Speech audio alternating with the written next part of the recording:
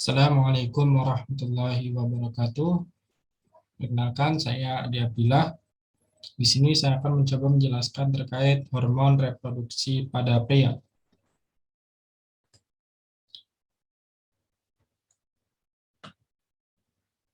Nah, organ reproduksi pria merupakan sekelompok organ yang terlibat dalam sistem reproduksi dan terbagi menjadi dua bagian, yakni organ internal dan organ eksternal. Dalam proses reproduksi diperlukan juga hormon tertentu untuk membantu fungsi organ reproduksi pria tersebut. Nah, yang pertama yaitu ada hormon perangsang folikel atau FSH.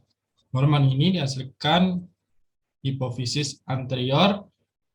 Nah, fungsinya yaitu untuk menstimulasi spermatogenesis pada tubulus seminiferus dan sel Sertoli untuk menghasilkan hormon estrogen. Hormon ini juga sangat penting agar organ reproduksi pria dapat menghasilkan sperma. Nah, pada organ reproduksi pria, setiap hari menghasilkan sperma yang dihasilkan bisa mencapai 300 juta. Dengan masa pembentukan tiap sperma sekitar 65-75 hari. Selanjutnya yaitu ada hormon testosteron atau androgen. Nah, hormon ini dihasilkan sel Leydig yang berfungsi untuk memunculkan ciri-ciri kelamin sekunder pria, mengatur spermatogenesis dan spermiasi. Produksi testosteron pada masa pubertas memicu berbagai perubahan fisik.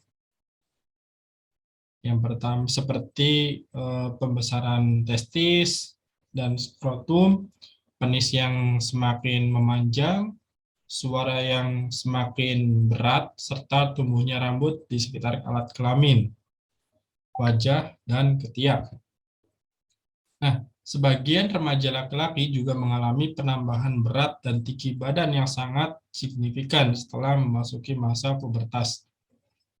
Testosteron juga akan mempengaruhi massa tulang dan gairah seksual atau libido.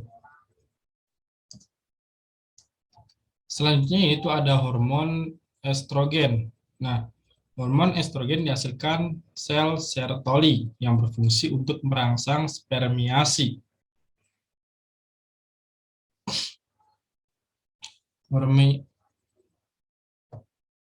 Hormon ini yang produksinya terjadi di kelenjar adrenal dan testikel dalam jumlah kecil.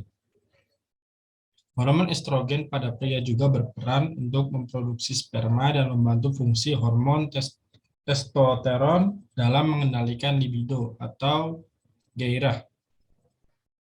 Jika kadar estrogen pada pria terlalu tinggi, dapat terjadi penurunan kualitas sperma dan disfungsi ereksi.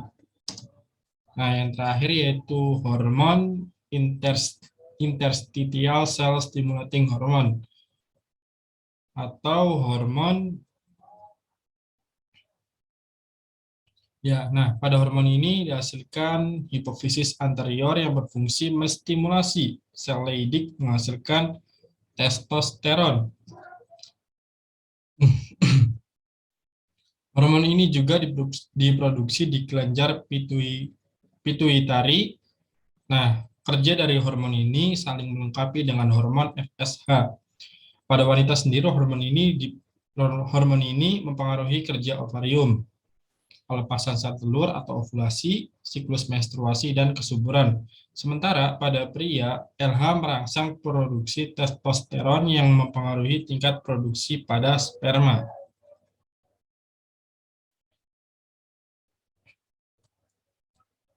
Nah, mungkin itu saja untuk hormon reproduksi pada pria. Selanjutnya itu akan membahas terkait menopause dan andropause.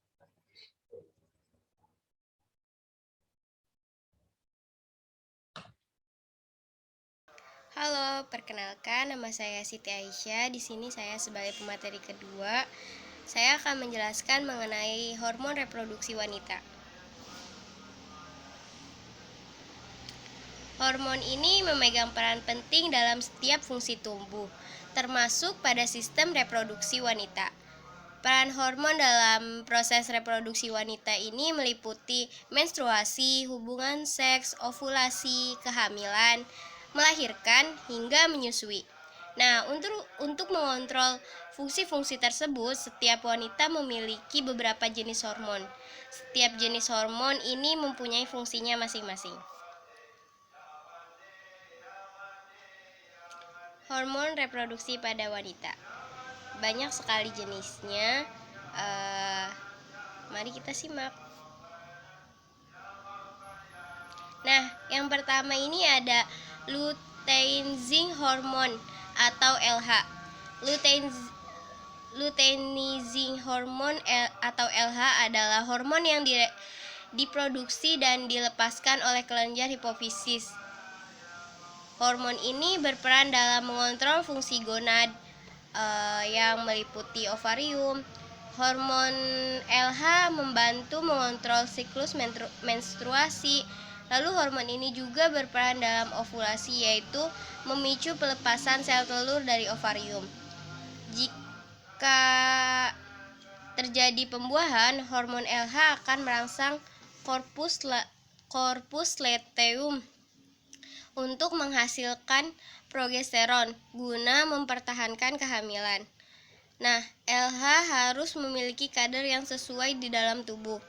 Jika kadar hormon terlalu tinggi, akan mengkhawatirkan tidak dapat bekerja sebagai semestinya.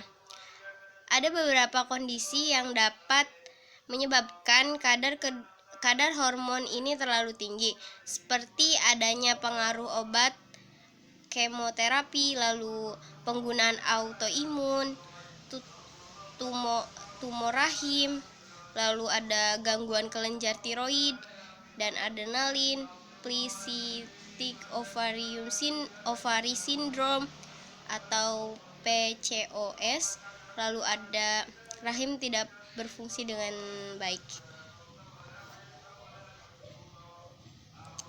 Selanjutnya ada follicle stimulating hormone atau FSH.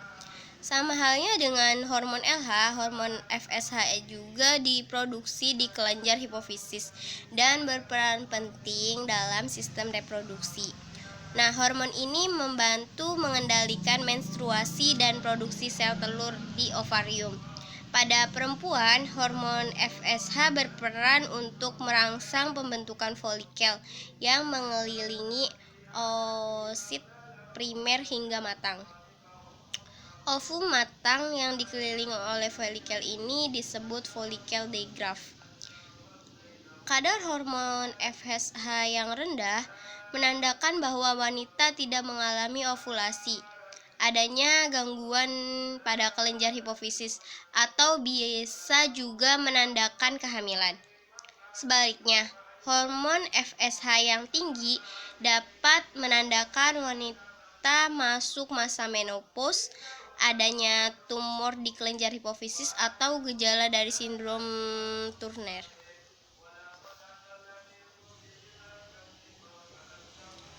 Selanjutnya yaitu proses kerja dari FSH dan LH. Pertama itu sintesis dan pelepasan LH dan FSH dirangsang oleh luah Discharge atau LHRH yang berdenyut dari hipotalamus. Lalu LH dan FSH bekerja bersama yang menyebabkan terjadinya sekresi estrogen dan folikel digraph. Lalu LH menyebabkan penimbunan substan pendahuluan dari progesteron dan sel granulosa. Lalu selanjutnya yang terakhir yaitu ketika estrogen dibentuk dalam jumlah yang banyak akan menimbulkan pengurangan FSH, sedangkan LH akan bertambah sehingga tercapainya suatu rasio LH dan FSH yang merangsang terjadinya ovulasi. Nah, organ yang dipengaruhi oleh hormon FSH dan LH ada dua. Yang pertama itu ada ovarium. Di bawah pengaruh LH, folikel digraph menjadi lebih matang. mendekati pertemuan ovarium dan kemudian menjadi ovulasi atau pelepasan ovum dari ovarium. Lalu yang kedua ada pelvis. Pada ovulasi terkadang terdapat pendarahan sedikit yang akan merangsang peritoneum di pelvis sehingga menimbulkan rasa sakit yang disebut intermenstrual pain atau Petals smarts. Selanjutnya yaitu ada hormon estrogen. Nah, hormon estrogen ini terdiri dari 3 jenis hormon yang berbeda, yaitu estron, estradiol, dan estriol. Pada wanita normal, estrogen banyak diproduksi di folikel selama proses ovulasi dan korpus luteum selama kehamilan. Nah, lalu kita akan membahas tentang 3 jenis hormon pada estrogen. Yang pertama tadi ada estradiol. Nah, estradiol ini memiliki kadar paling tinggi pada wanita di masa suburnya, sedangkan estriol diproduksi oleh plasenta selama masa kehamilan. Sementara itu, estron tersebar luas di tubuh dan menjadi estrogen utama pada masa premenopause. Nah, hormon ini berfungsi untuk membantu perkembangan dan perubahan tubuh saat pubertas, termasuk perkembangan fungsi organ seksual, serta memastikan proses ovulasi dan siklus bulanan. Lalu, jika ketika hamil, hormon estrogen ini berfungsi untuk perkembangan plasenta, jaringan payudara, dan juga janin. Selain itu, hormon estrogen juga berkontribusi pada tulang yang kuat dan mempengaruhi jantung, otak, dan kerja otot dalam tubuh.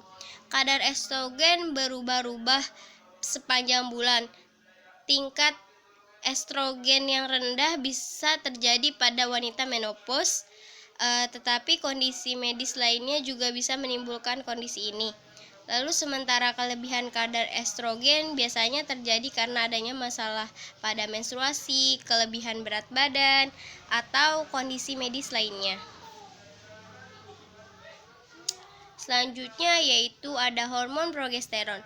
Nah, progesteron ini adalah jenis hormon utama wanita lainnya, sama seperti estrogen.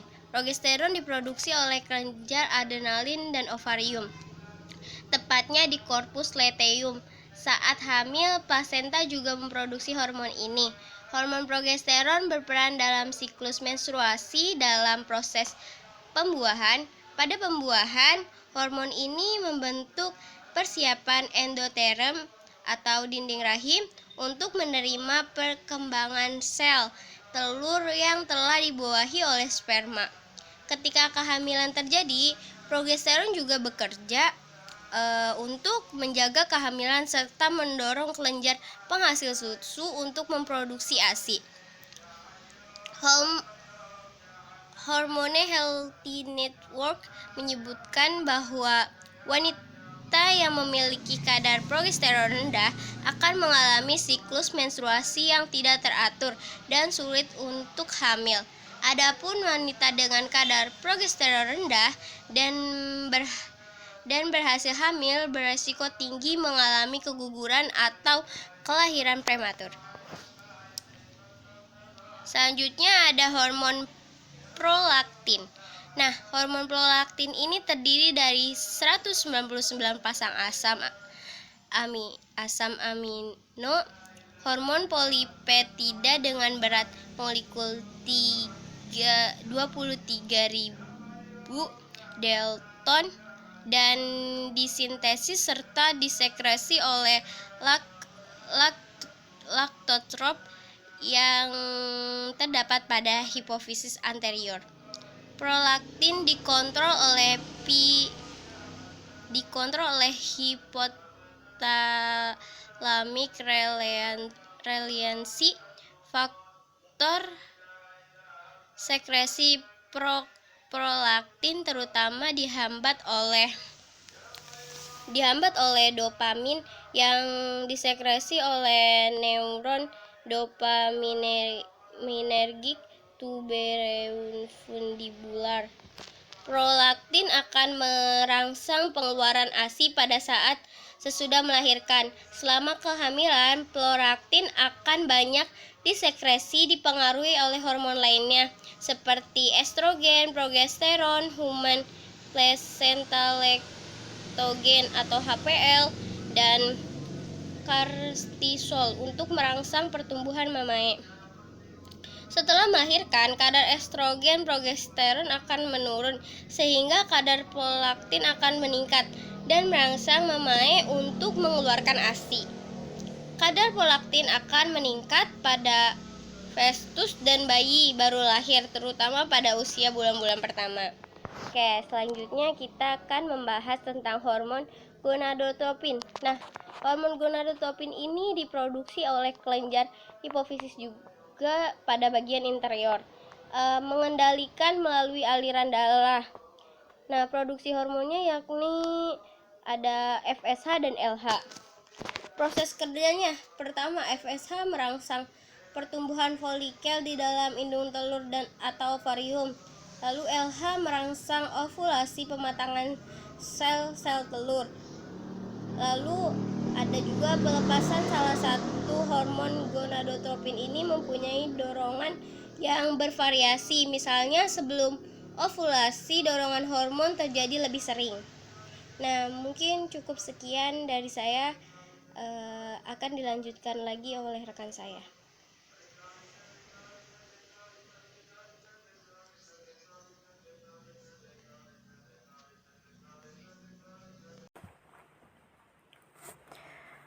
Assalamualaikum warahmatullahi wabarakatuh. Saya Iin Indriawati dari kelas Biologi A semester 5 akan mencoba menjelaskan mengenai fase menstruasi dan juga ovulasi. Apa sih yang disebut dengan fase ovulasi? Fase ovulasi ini merupakan suatu proses bulanan yang terjadi pada wanita, ditandai dengan serangkaian perubahan pada tubuh dan juga organ reproduksi wanita. Dalam proses ini ada dua hal yang akan terjadi. Yang pertama menstruasi dan juga yang kedua kehamilan.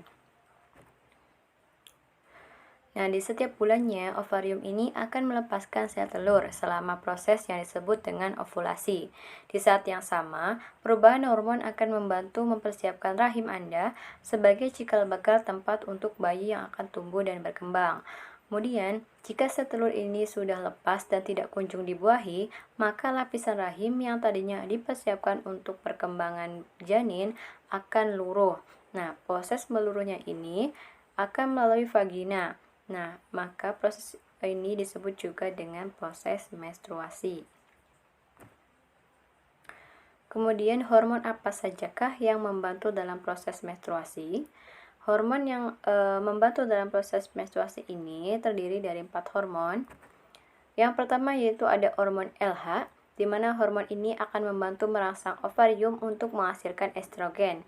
Di dalam fase menstruasi, lonjakan hormon LH akan menyebabkan ovarium melepaskan atau menyebabkan ovarium untuk melepaskan sel telur selama ovulasi.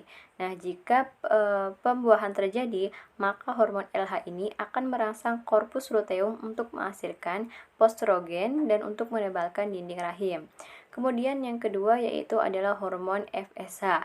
Hormon ini merupakan hormon yang membantu folikel dan di ovarium dan juga akan melepaskan sel telur. Nah, folikel ini akan menghasilkan estrogen dan juga postrogen dalam ovarium untuk menjaga siklus haid yang tetap teratur.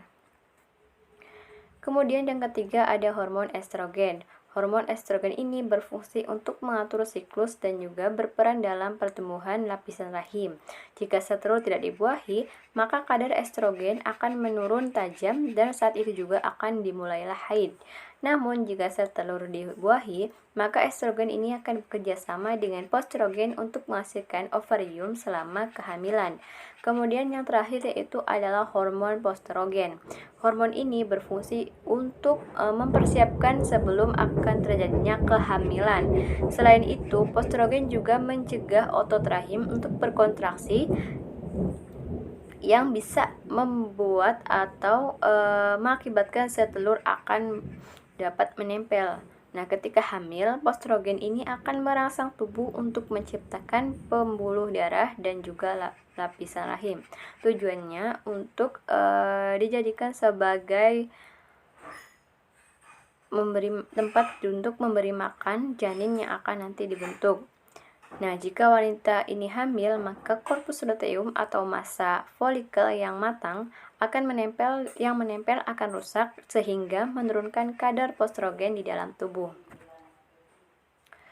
Nah, fase menstruasi ini terdiri dari 4 fase. Ada yang pertama fase menstruasi, yang kedua fase ovulasi, yang praovulasi, yang ketiga fase ovulasi, dan yang keempat adalah fase luteal atau luteum. Nah, yang pertama ada fase menstruasi. Nah, fase menstruasi ini merupakan fase pertama dari siklus haid setiap bulan. Nah, fase ini dimulai ketika sel telur yang dikeluarkan oleh ovarium dari siklus sebelumnya ini tidak dibuahi. Nah, hal ini membuat kadar estrogen dan juga prostrogen akan terus menurun. Nah, lapisan rahim yang menebal dan sudah dipersiapkan untuk mendukung kehamilan pun juga tidak lagi dibutuhkan.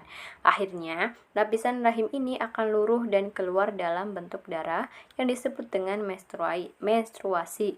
Selain itu juga darah vagina juga akan mengeluarkan lendir dan juga jaringan-jaringan yang ada pada rahim. Nah, pada fase ini ada beberapa gejala yang mungkin dialami oleh wanita. Di antaranya itu ada kram perut, payudara terasa kencang dan nyeri, kemudian perut kembung, mood yang berubah-ubah, mudah marah, sakit kepala, merasa lelah dan juga lemas, dan yang terakhir yaitu merasa sakit punggung. Nah, fase ini akan terjadi rata-rata berlangsung selama 3 atau 7 hari. Yang kedua yaitu ada fase folikuler atau praovulasi. Fase ini akan dimulai pada hari pertama haid. Di hari pertama haid, pada saat itu hormon FSH akan mulai meningkat.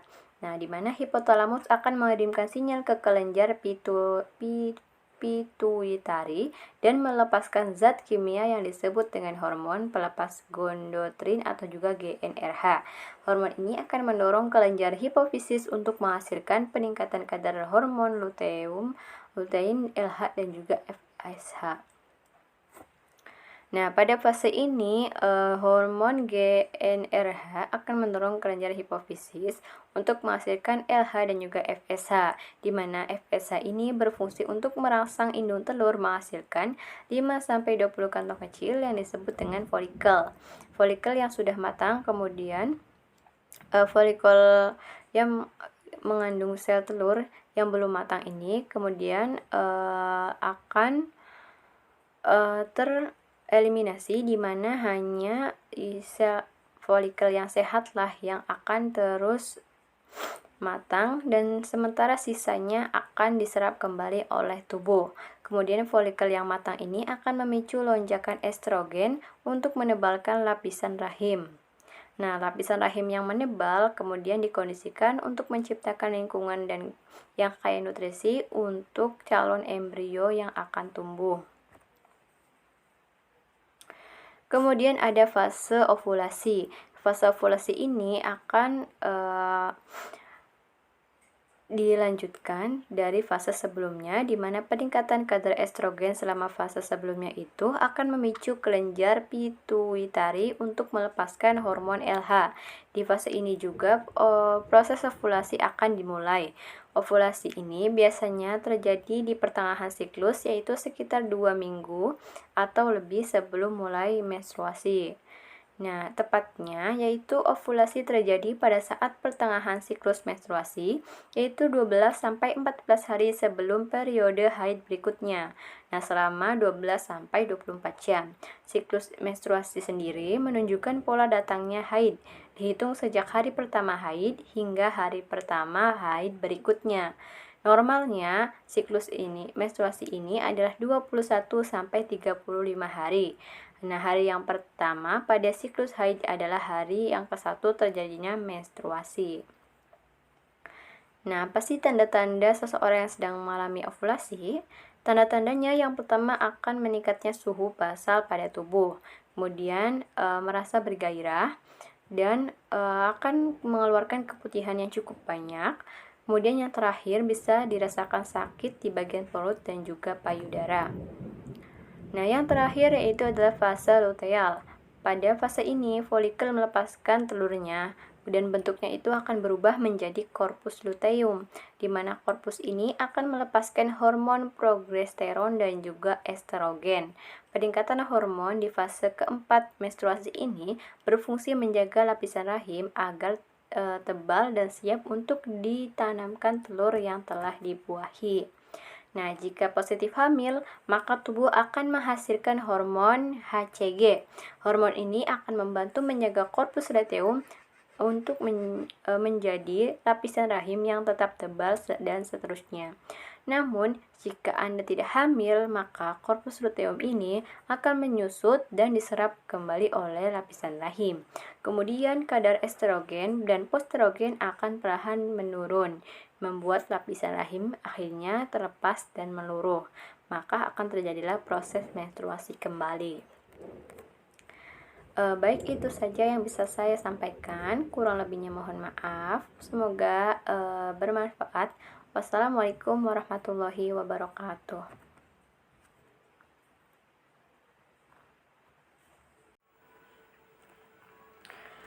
Assalamualaikum warahmatullahi wabarakatuh. Pada video kali ini saya akan melanjutkan mempresentasikan mengenai menopause. Apa sih menopause itu? Menopause ini adalah berakhirnya siklus menstruasi secara alami yang biasanya terjadi saat wanita telah memasuki usia 45 hingga 55 tahun. Nah, seorang wanita dikatakan sudah menopause bila tidak mengalami menstruasi lagi minimal sudah 12 bulan. Nah, pada usia 50 tahun, perempuan akan memasuki masa menopause sehingga terjadi penurunan atau hilangnya hormon estrogen yang menyebabkan perempuan mengalami keluhan atau gangguan yang seringkali mengganggu aktivitas sehari-hari bahkan dalam menurunkan kualitas hidupnya. Nah, kemudian gejala apa saja sih yang terjadi pada saat wanita menopause? Nah, gejala menopause ini terjadi dalam masa perimenopause, yaitu beberapa bulan atau beberapa tahun sebelum menstruasi berhenti.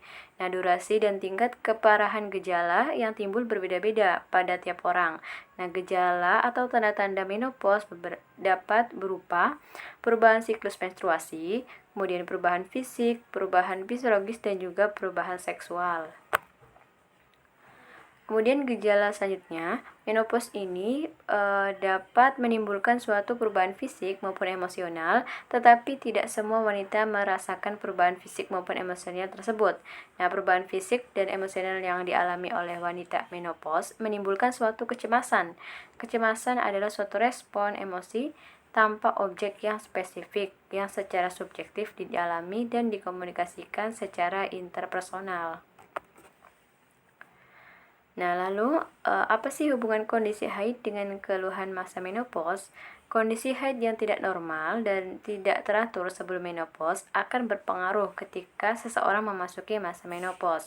Hal ini dikarenakan ovarium mengalami penurunan fungsi dan juga ukuran disebabkan tidak tembusnya selaput lendir rahim akibat rendahnya hormon estrogen dan juga ketidakseimbangan hormon prostrogen, sehingga terjadi pembagian haid menjadi lebih sedikit.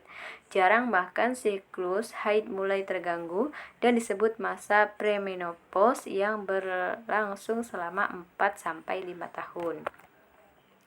Kemudian, apa hubungan umur menopause dengan keluhan pada menopause?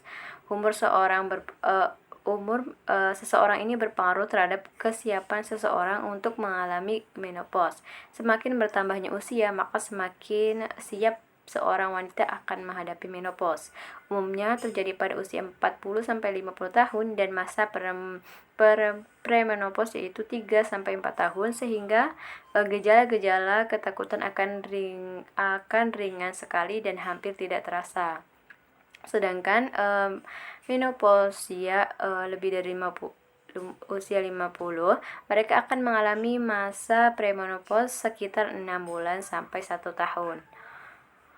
Apa sih penyebabnya? Penyebab dari menopause ini merupakan proses alami yang terjadi saat seorang wanita bertambah tua.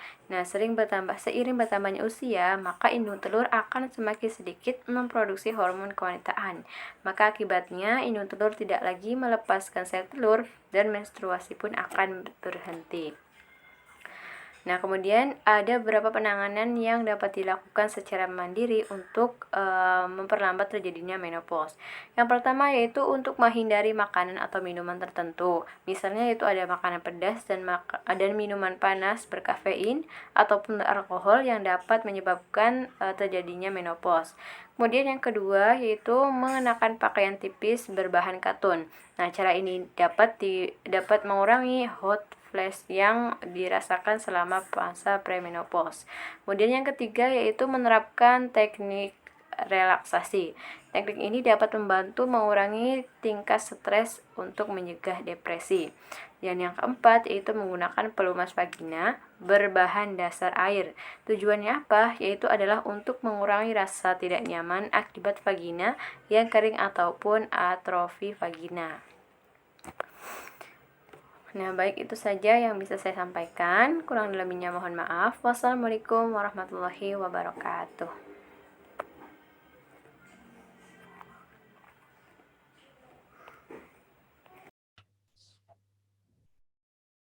Nah, selanjutnya di sini saya akan membahas terkait andropause.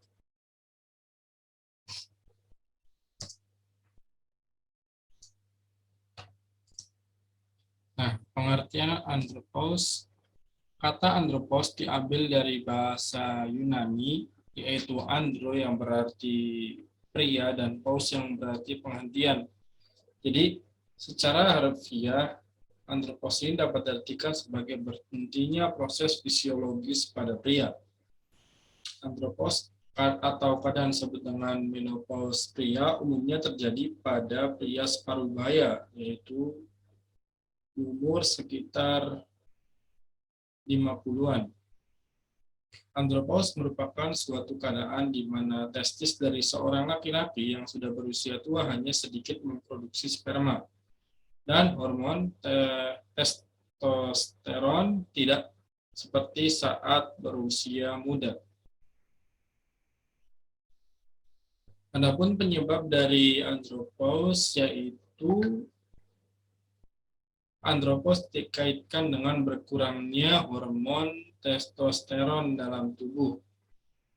Testosteron adalah hormon reproduksi yang penting bagi pria yang berperan dalam perkembangan penis dan testis, pertumbuhan rambut tumbuh, perubahan suara, pembentukan otot dan tulang, serta produksi sperma. Nah, sistem hormon yang berhubungan dengan penuaannya itu adalah dehidropiandrosteron atau DEA. Nah, hormon ini yang menurun juga secara bertahap dan menimbulkan kondisi andropause. Kemudian, gejala andropause. Ada beberapa gejala yang ditimbulkan oleh penyakit ini. Tanda dan gejala andropause sendiri bisa meliputi gejala fisik, gejala psikologi, atau gangguan kecemasan, lalu ada gejala seksual. Namun tidak semua laki-laki mengalaminya. Gejala fisik meliputi penurunan massa otot, penurunan kebugaran dan tenaga, mudah berkeringat, serta nyeri sendi dan otot. Nah, faktor yang mempengaruhi andropause ada beberapa.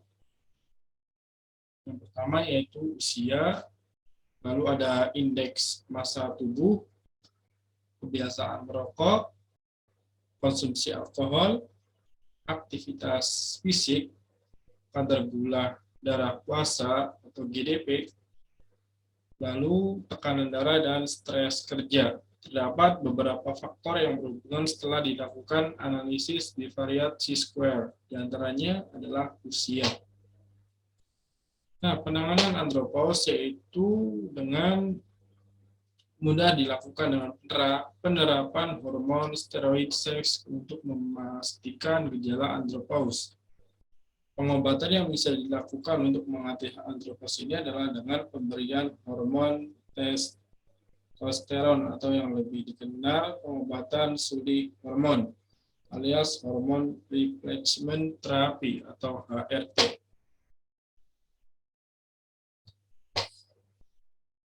Terima kasih sudah menyimak materi yang kami paparkan. Kurang lebihnya mohon maaf. Wassalamualaikum warahmatullahi wabarakatuh.